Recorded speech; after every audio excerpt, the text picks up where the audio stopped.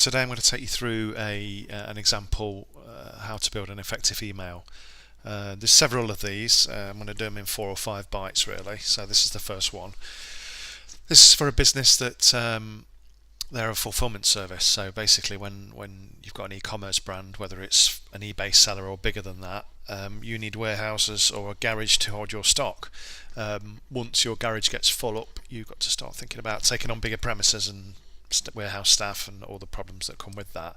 Where these guys fit in is they fit in as an outsourced warehousing function, so you can still operate from small premises and use these guys to hold your products worldwide. There's quite a lot that goes behind something like this. It's not just an email that you could throw together, because there's quite a lot of information on here, and if we break the information down, we talk about scale here and making them look like a global presence by putting a UK office here and having an 0800 number rather than a local phone number. Local phone numbers can be quite off-putting if you're trying to target national or international businesses. And you could go even further by putting the other offices across the world and their number on there. This element here was because of a new website launch that we built. What we did is, behind it there's an animation that goes on the website which shows a very childlike drawing of where they would fit into the whole structure of your business, which is something we felt that we needed to do. So that's just introducing the website there. These are 2 tricky ones. This is a calculator that we wanted to put on their website and build for them, which shows a very broad brush overview of how much money you could save by outsourcing your fulfillment to these guys rather than trying to do it in-house.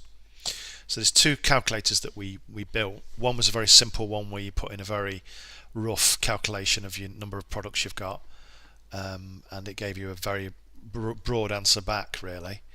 The second one is a more complex calculator that we created, where you can put the number of SKUs you've got per year and all sorts of details on the average order value per package and how much goes by Royal Mail, etc, etc.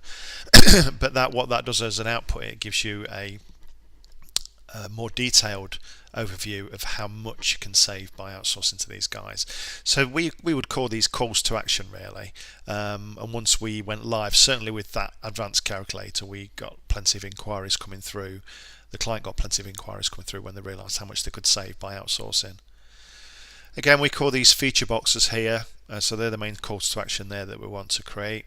These are feature boxes here which would get over some of our unique features or competitive edges.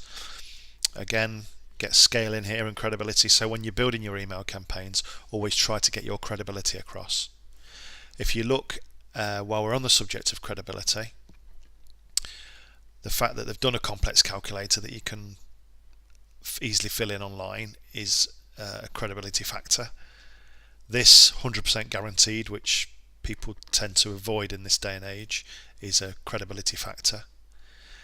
This is a credibility factor that they've got all these warehouses dotted all over and they can distribute through all those paths. And we finally decided to do something more tangible than that by saying last year we managed 6,000 freight deliveries, 30,000 SKUs managed, picked and packed 2.2 million products, and so on. So again, just by looking at this piece and not even investigating anything else into the business, in our email marketing piece we've managed to let people know that we've got scalability worldwide, that we've got more sites than just a UK one, and that we will put our money where our mouth is. So even without reading too much into the words, that email really reeks credibility. So like I said, this is example number 1. It wasn't something that we could put together straight away because we had to build these elements in. And quite often at our agency we find we have to do that with clients, where we have to build in the way we promote their competitive advantages before we actually create any pieces like this. On the next pieces I'll be looking at some different market sectors, and hopefully you found this interesting.